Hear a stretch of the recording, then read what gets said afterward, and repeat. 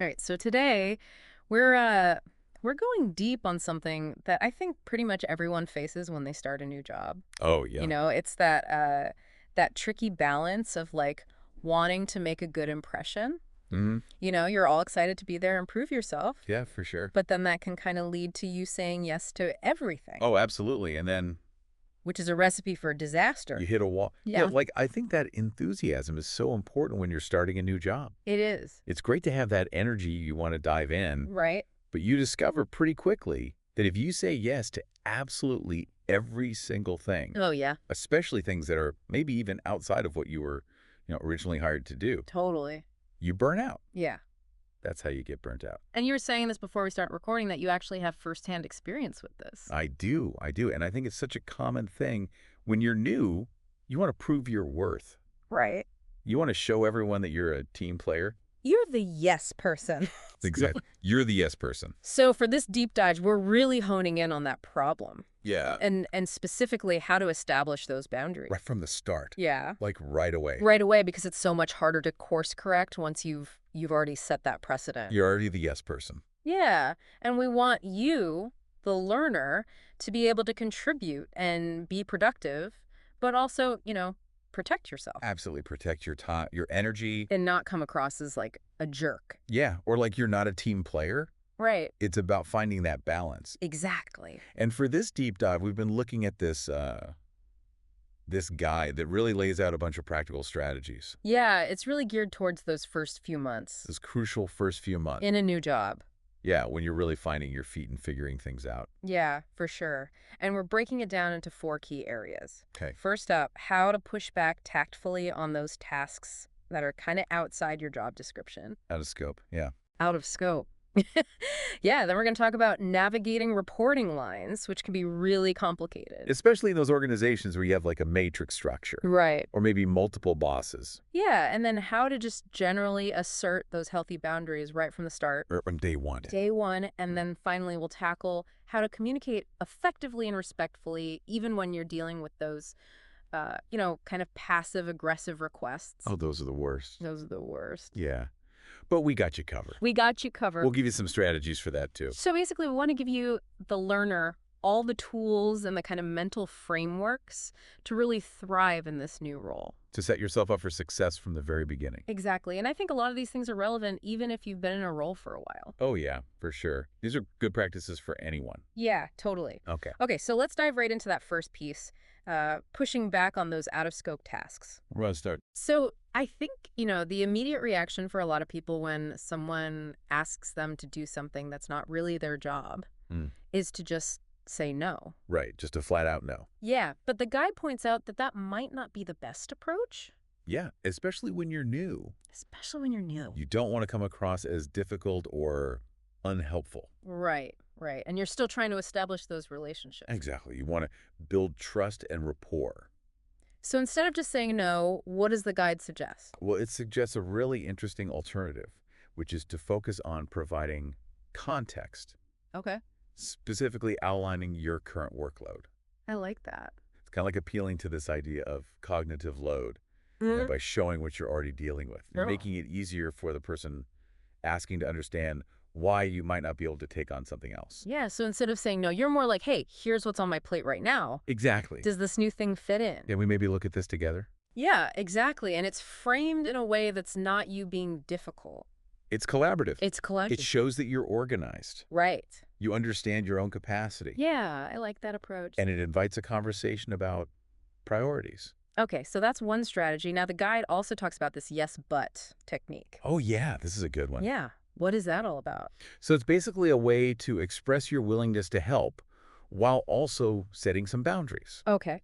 So you're saying yes, but then you're highlighting any potential constraints I see. or any trade-offs that might need to happen. Right. The example they give in the guide is something like, yes, I can definitely take this on, but I'll need to adjust my current deadline for Project X. Okay. Would that timeline shift work for the team's overall goals? So you're not saying no. You're saying yes, but here's what it's going to impact. Exactly. You're presenting the realistic consequences Right. of adding this new task to your plate. And it forces a conversation about what's really most important. right? Because maybe that deadline shift is totally fine. Right. Maybe it's not a big deal, but maybe it is. Right. And then you have that discussion and figure it out together. Okay, I'm really liking these strategies because it's all about that communication and that transparency. Yeah, it's not about just saying no. It's about finding solutions Right, and working together. as a team. Yeah, and the guide also talks about this idea of offering alternatives. Oh, yeah. This is a great one. So what do they mean by that? Well, let's say someone asks you to do something that's really not in your wheelhouse. Right, Maybe you know someone else who would be a better fit. right, someone with more expertise in that area. Exactly. Okay, So instead of just saying, no, I can't do that, yeah, you could say, you know what, I think so-and-so might be a great resource for this. right, They have a lot of experience with that type of project. right. So you're still being helpful. You're still contributing. You're still contributing. You're just pointing them in the right direction. I like that. Or you could offer to contribute in a smaller way. Yeah, like maybe you can't take on the whole project, Right. but you can offer some specific support. Maybe help with a certain aspect of it. Exactly. That's manageable. Right. Something that doesn't completely derail your own priorities. Exactly. Okay, now this next point I think is really important. Yeah, this is a big one. Being transparent and framing your concerns around the quality of your work. Mm-hmm. Because I think that's much more professional than just saying, I'm too busy, It shows that you're committed to doing good work right? and that you're not willing to compromise on quality. Exactly. So instead of saying, I don't have time, you could Yeah. say something like, You could say, I want to make sure I can give all my assignments the attention they deserve. right. And taking on this additional project right now Hmm. could potentially impact the deadlines or the quality of my other work. Right. And that's a really valid concern. It is. It's about managing expectations Right. And being honest. and being upfront about your capacity. Yeah. And I think the final point in the section is all about reinforcing your commitment to the team. While still setting those boundaries. Yes. It's that balance again. It's a delicate balance. So how do you kind of strike that balance? Well, you can express your willingness to contribute while also being clear about your limitations. Okay. You could say something like, I'm happy to support the team in any way I can, Mm-hmm. but I also need to make sure I'm staying on track with my core responsibilities. Right, because ultimately that's how you best contribute to the team. Exactly, by being effective in your role. Okay, so we've covered some really great strategies for pushing back on those out-of-scope tasks. Yeah, I think those are some really solid tools to have in your arsenal. Yeah, for sure. Now let's move on to something that can be even trickier, Oh, yeah. navigating those hierarchical or matrix structures. The shredded org chart. Yes, especially when you start getting requests from multiple managers. Oh, yeah, that can be a minefield. And they're not all on the same page. And they don't always talk to each other. Right, and you're caught in the middle. You're the ping pong ball. So what does the guide say about how to handle this? Well, first and foremost, it emphasizes the importance of keeping your direct supervisor informed. Okay, Like, loop them in on everything, right. especially when you're getting requests from other managers. So if someone outside your direct reporting line asks you to do something, Mm-hmm. you would say something like, Okay, great. Thanks for letting me know. And I'm just going to check in with my manager about this to see how it fits in with our priorities. exactly. It's not about going over anyone's head. Right. It's about making sure everyone's on the same page. It's that transparency again. Transparency and alignment. Yeah, and it also kind of protects you. Yeah.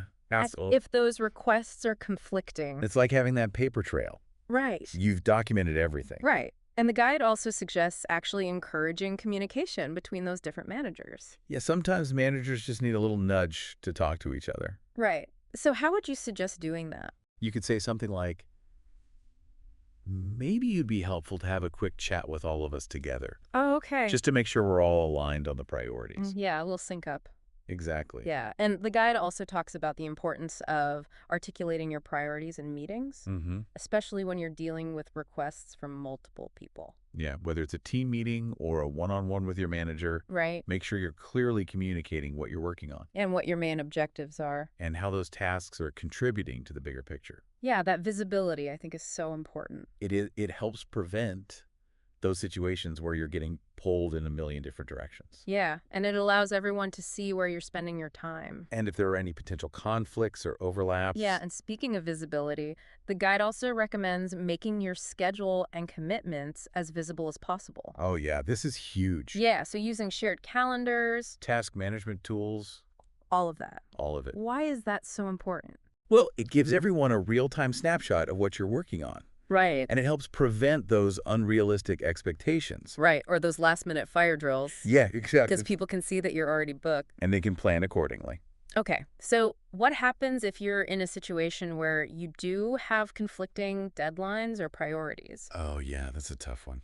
Coming from different managers, Mm-hmm. how do you handle that without seeming like you're just complaining? Well, the guide suggests being really clear and factual about the situation. Okay. So you could say something like, I'm currently also working on task A for so-and-so, Right, which has a deadline of this date. right, I can definitely start working on this new task after that deadline. right. Or we might need to discuss if there needs to be any adjustments to the timeline or if we need additional support.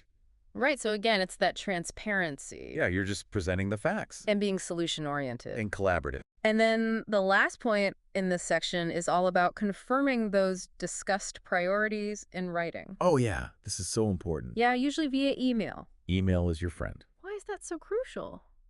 because it prevents misunderstandings down the line. Right. You know, you have that conversation, you agree on a plan, Mm-hmm. but then memories fade. Right. People forget what was said. And then there's confusion. Exactly. Yeah. So having that email summarizing everything, That paper trail. it's like your insurance policy. Yeah. It just makes everything clear Yeah. and prevents any potential conflicts or frustration later on. Okay, so we've tackled those hierarchical waters now. Let's move on to what I think is the most fundamental aspect of all of this. Yeah, this is the foundation, Setting those healthy boundaries from the beginning. right, from day one. And I know this can be especially challenging when you're new. Oh, yeah, because you want to make a good impression. You want to please everyone. You're eager to prove yourself. Right.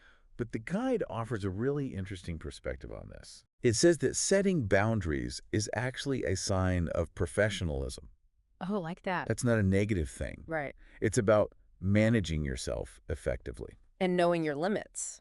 Exactly. And communicating those limits clearly. So instead of feeling guilty about setting a boundary, you can think of it as saying, I'm at my best when I can focus on my key priorities right. and manage my workload in a sustainable way. Yeah, that's a much more empowering way to think about it. It takes away that guilt. And the guide also advises starting small. Yeah, you don't have to go from 0 to 60 right away. Right, baby steps. Baby steps. So what's an example of a small boundary you could set early on? Well, they give this really practical example. Okay. Let's say you get a non-urgent request late in the day. Right. Instead of staying late to deal with it right away, Okay. you could say something like, you know, I have a commitment this evening, but I can definitely handle this first thing tomorrow morning. Okay. So you're not saying no. You're just setting a time boundary. You're just saying this isn't an emergency. Right. I can deal with it during work hours. Exactly. I like that. And the guide also talks about being self-aware of those people-pleasing tendencies. Oh, yeah, this is a big one. Because sometimes we say yes Out of habit, out of habit or because we're afraid to say no. or we want to impress people. Right. And we end up overcommitting. Exactly. Yeah. So recognizing those patterns in yourself is really important. Yeah, so that you can consciously choose how you respond. Right. It's about taking back control. And the guide also suggests proactively communicating your work style. Yeah, this can be really helpful. So how would you do that? You could say something like, just so you know, I tend to be most productive when I have dedicated blocks of time for my priority tasks. Okay. So if anything comes up that might require shifting those priorities, I'd appreciate a heads up so I can adjust my schedule accordingly. Right. That way you're setting expectations from the start. Right. You're letting people know how you work best. And you're creating a system for communication and collaboration. Yeah, and the guide makes a really good point about the power of proving yourself through your work. Yeah, actions speak louder than words. So if you're consistently delivering high-quality work on your main responsibilities, that gives you more leverage when you do need to set a boundary. It builds credibility Right, people are more likely to respect your time and your limits. because they know you're reliable and you get things done. And the final point in this section is about normalizing breaks and time off. Yeah, this might seem counterintuitive when you're new. You want to look like you're always working. You want to be the go-to person. Right, but the guide says that taking breaks and using your vacation time, Is actually essential for preventing burnout. yeah, and maintaining that sustainable performance. It shows that you value your well-being, And that you understand the importance of rest and recharging. which ultimately makes you a more effective employee in the long run. Exactly. Okay, so we've talked about setting those proactive boundaries, but now let's get into something that I think is a little more uncomfortable. Oh, yeah, this is the tough stuff. Dealing with those passive-aggressive requests. Those are the worst. You know those subtle digs? The backhanded compliments? The implied urgency. Yeah, it's like they're not directly saying anything, but you can feel the pressure. Yeah, it's so frustrating. So how do you deal with that? Well, the guide says, first of all, don't mirror that behavior. Right, don't stoop to their level. Stay calm, stay professional, And just address the task itself. without reacting to the tone. So you could say something like, Okay, thanks for letting me know about this. Yeah. I can see that it's important. Right. You're acknowledging the request. without engaging with the negativity. Exactly. Okay. And then what? Then you go back to what we talked about before, outlining your current commitments. Right. So you could say, Right now, I'm focused on finishing up X and Y, which are due by the end of the week. right. Just laying out the facts So they understand where you're at. and what your priorities are.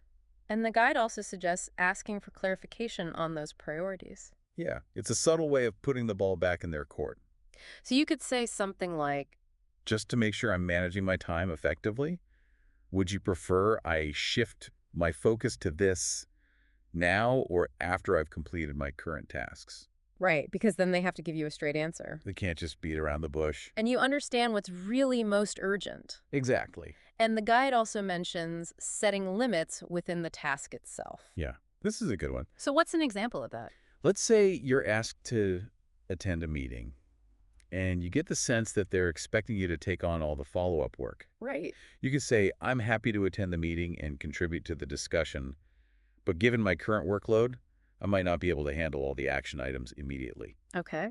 Maybe we can discuss how those can be divided up among the team after the meeting. Right, so you're setting that boundary up front You're managing expectations. and preventing yourself from getting overloaded. Exactly.